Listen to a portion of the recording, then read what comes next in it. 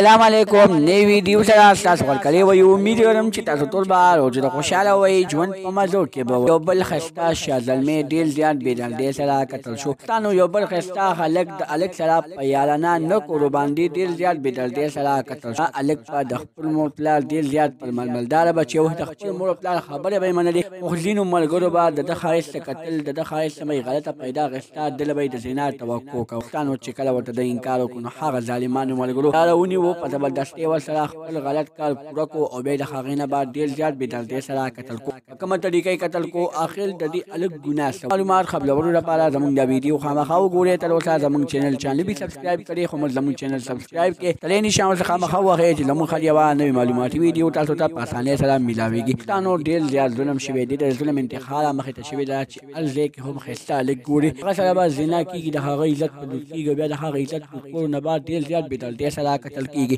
آخر په دې زمانه باندې څه چل شوی دی دې زمانې هلکان باندې آخر داسې کم تندر را پرېوتی دی چې دې زمانې هلکان ښایسته هلک سیک سپین پوټکی سیک نه بیا هغه پوټکي به نښتې هغه تل وخته پورې به نښتې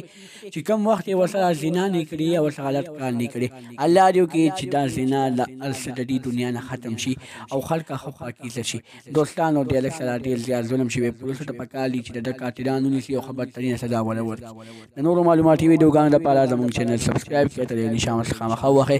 زموږ هر یوه نوې معلوماتي ویډیو تاسو ته په اسانۍ سره میلاویږي والسلام